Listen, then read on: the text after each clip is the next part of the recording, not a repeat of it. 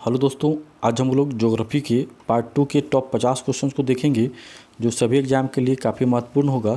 तो चलिए शुरू करते हैं। आज का पहला प्रश्न है, उष्णकटिबंधीय सदाबहार वन कहाँ पाए जाते हैं? तो उष्णकटिबंधीय सदाबहार वन जो है वह पश्चिमी घाट में पाए जाते हैं। अब उष्णकटिबंधीय सदाबहार से भी कुछ क्वेश्चंस आ जाता है। तो क्वेश्चंस होगा कि उष्णकटिबंधीय सदाबहार वन के पेड़ों की जो पत्तियाँ होती हैं वो कैसी होती हैं? तो वहाँ के पेड़ों की पत्ती जो है वो चौड़ी होती है। या फिर क्वेश्चन ये भी हो सकता है कि विश्व का सबसे बड़ा सांप, इसका नाम है एनाकोंडा, यह एनाकोंडा जो है कहाँ पाया जाता है? तो एनाकोंडा जो है यह उष्णकटिबंधीय सदाबहार वन में पाया जाता है। अगला प्रश्न है, सागौन किस क्षेत्र में बहुतायत में उगता है? तो सागौन जो है सबसे ज़्यादा मध्य भारत में उगता है। यानी कि सागौन जो है मध्य भारत यानी मध्य प्रदेश एमपी जो है, एमपी के होशंगाबाद में सबसे ज़्यादा उगता है, मध्य प्रदेश के होशंगाबाद में। ठीक है, अगला प्रश्न देखते हैं। अगला प्रश्न है, गेहूं की कृषि के लिए आदर्श तापमान क्या होता है? तो गेहूं की कृषि के लिए जो आदर्श तापमान होता है वो 15 डिग्री से 20 डिग्री सेल्सियस होता है। नेक्स्ट है, कॉफ़ी पौधे के किस भाग से प्राप्त होती है? तो कॉफ़ी जो है पौधे के बीज से प्राप्त होती है। और यहाँ से एक प्रश्न बनता है कि कॉफ़ी में पाए जाने वाला पदार्थ कौन सा होता है? तो कॉफ़ी में पाए जाने वाला पदार्थ जो है उसका नाम है कैफीन। अगला प्रश्न देखते हैं। अगला प्रश्न है, कुल क्षेत्रफल के दृष्टिकोण से भारत के किस राज्य में सिंचित क्षेत्र सर्वाधिक है? तो बात यहाँ क्षेत्रफल की हो रही है। तो क्षेत्रफल की दृष्टि से जो सर्वाधिक सिंचित क्षेत्र वाला जो राज्य है भारत में उसका नाम है उत्तर प्रदेश। और अगर परसेंटेज की दृष्टि से पूछा जाता तो परसेंटेज की दृष्टि से सर्वाधिक सिंचित क्षेत्र वाला जो राज्य है वह है पंजाब। तो यहाँ पर पूछा गया है जो है क्षेत्रफल की दृष्टि से, परसेंटेज की दृष्टि से पंजाब और क्षेत्रफल की दृष्टि से उत्तर प्रदेश। अगला प्रश्न है, कौन सा राज्य बॉक्साइट उत्पादन में अग्रणी है? तो बॉक्साइट उत्पादन में अग्रणी राज्य जो है वह उड़ीसा है। यह जो उड़ीसा है वह भारत का आधे से ज़्यादा बॉक्साइट का उत्पादन करता है, यानी कि 51% लगभग जो है यह अकेले बॉक्साइट का उत्पादन करता है उड़ीसा राज्य। नेक्स्ट प्रश्न है, साइलेंट वैली जो है किस राज्य में स्थित है? तो साइलेंट वैली जो है केरल के पालक्काड नाम का एक ज़िला है जहाँ पर जो है यह साइलेंट वैली पाया जाता है, पालक्काड नाम का ज़िला में केरल में।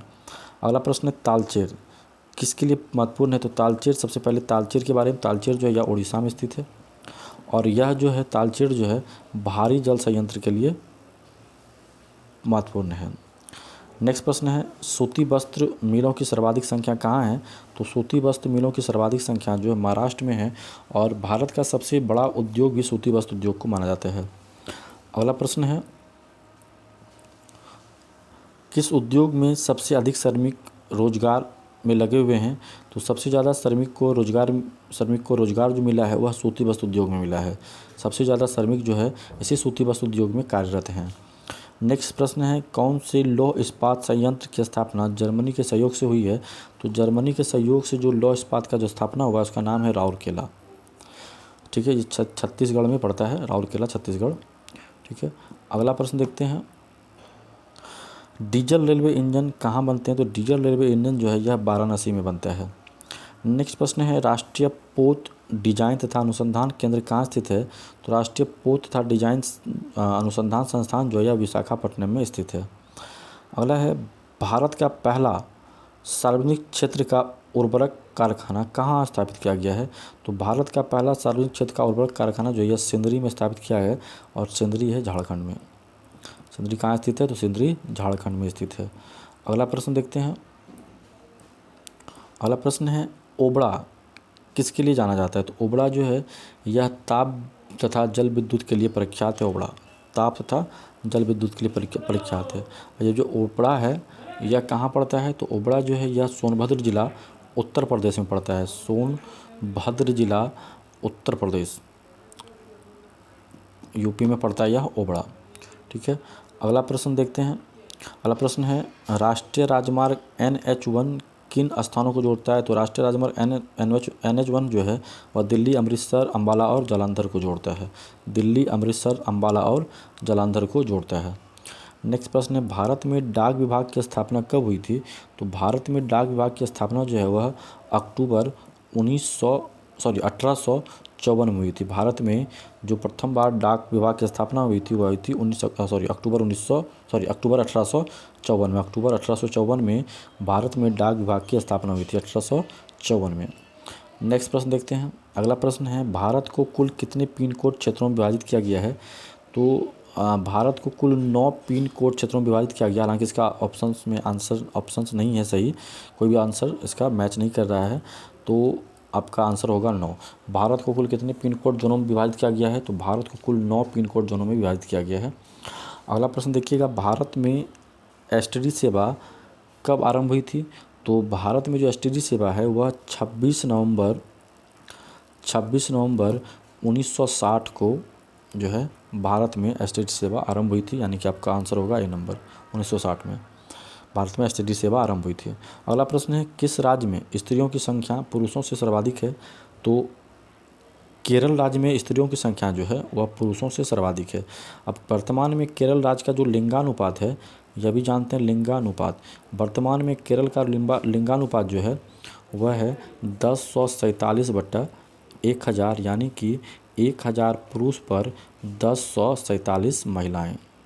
ठीक है, 1000 पुरुष पर 1047 महिलाएं।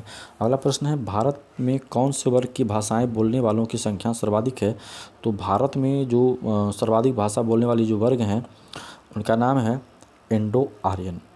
इंडो आर्यन जो है भारत में ऐसे वर्ग हैं जो सर्वाधिक भाषा बोलते हैं, यानी कि भारत में कौन सा वर्ग की भाषाएं बोलने वालों की संख्या सर्वाधिक है? तो इंडो आर्यन भाषा बोलने वालों की संख्या सर्वाधिक है। भारत के मध्यवर्ती तथा दक्षिणी भागों में निवास करने वाले जनजातीय लोग किस वर्ग से संबंधित हैं? तो यह है प्रोटो ऑस्ट्रेलाइड वर्ग से संबंधित। अगला प्रश्न देखते हैं। अगला प्रश्न है, किन लोगों को भारत के सबसे पुराने निवासी माना जाता है? तो भारत का सबसे पुराना निवासी नेग्रिटो को माना जाता है। अगला प्रश्न है, समुद्री जल में सबसे अधिक मात्रा में कौन सा तत्व पाया जाता है? तो समुद्री जल में सबसे अधिक मात्रा में पाया जाने वाला तत्व है सोडियम क्लोराइड। इलायची की पहाड़ियों को और किस नाम से जाना जाता है? तो इलायची की पहाड़ियों को अन्नामलाई पहाड़ी के नाम से जाना जाता है। इलायची की पहाड़ी को किस नाम से जाना जाता है? तो इलायची की पहाड़ी को अन्नामलाई पहाड़ी के नाम से भी जाना जाता है। अगला प्रश्न है, एक फसली कृषि किस प्रकार की कृषि का प्रमुख लक्षण है? तो इसका आंसर होगा स्थानांतरित कृषि। नेक्स्ट प्रश्न देखते हैं। अगला प्रश्न है, कौन से प्राकृतिक प्रदेश को संसार की रोटी की टोकरी कहा जाता है? तो स्टेपी प्रदेश को संसार की रोटी की टोकरी कहा जाता है। अगला प्रश्न है, निम्नलिखित में कौन सी जनजाति पशुचारण करती है? तो पशुचारण करने वाली जनजाति का नाम है मसाई। अगला प्रश्न है, वह मिट्टी जिसका रंग लौ ऑक्साइड की उपस्थिति का परिणाम है? तो वह मिट्टी है लेटराइट रंग, जो लौ ऑक्साइड का परिणाम है। नेक्स्ट प्रश्न देखते हैं। अगला प्रश्न है, डंकन पास किसके मध्य स्थित है? तो डंकन पास जो है वह दक्षिणी और छोटा अंडमान के बीच में स्थित है। नेक्स्ट प्रश्न है। अगला प्रश्न, अंडमान और निकोबार द्वीप समूह एक दूसरे से किससे पृथक होते हैं? तो अंडमान और निकोबार द्वीप समूह को अलग करने वाली जो डिग्री चैनल है उसका नाम है 10 डिग्री चैनल, यानी कि 10 डिग्री चैनल। ठीक है। अगला प्रश्न है, हिमालय के सर्वोच्च शिखर माउंट एवरेस्ट की ऊंचाई क्या है? तो माउंट एवरेस्ट की ऊंचाई जो है वह 8848 मीटर, और हिमालय कहाँ स्थित है? नेपाल में स्थित है। अगला प्रश्न देखते हैं, निम्न में कौन सी रेखा भारत से होकर गुजरती है? तो भारत से होकर गुजरने वाली रेखा का नाम है कर्क रेखा, और यह भारत के कुल 8 राज्यों से गुजरती है। कर्क रेखा भारत के कुल 8 राज्यों से गुजरती है। मन्नार की खाड़ी कहाँ स्थित है? तो मन्नार की खाड़ी जो है यह तमिलनाडु के पूर्व में स्थित है। नेक्स्ट प्रश्न देखते हैं। अगला प्रश्न है, भारत का मानक समय कितने देशांतर का स्थानीय समय है?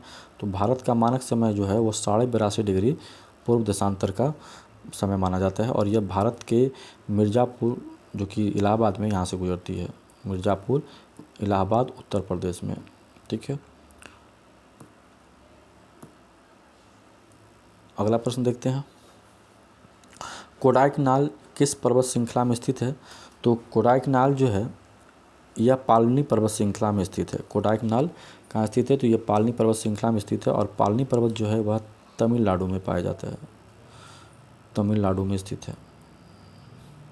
तमिलनाडु में, ठीक है। अगला प्रश्न देखते हैं, भारत का सबसे बड़ा ग्लेशियर कौन सा है? तो भारत का सबसे बड़ा ग्लेशियर है सियाचिन ग्लेशियर। नेक्स्ट है मुख्य भूमि, जो कि भारत के मुख्य भूमि का दक्षिणतम नोक क्या है? तो भारत के मुख्य भूमि का दक्षिणतम नोक जो है वो है केप कोमोरिन, जो कि कन्याकुमारी में स्थित है। केप कोमोरिन, कन्याकुमारी। अगला प्रश्न देखते हैं, अगला प्रश्न है डुरंड लाइन किन देशों के बीच की सीमा रेखा है? तो डुरंड लाइन जो है यह पाकिस्तान और अफगानिस्तान के बीच की सीमा रेखा है।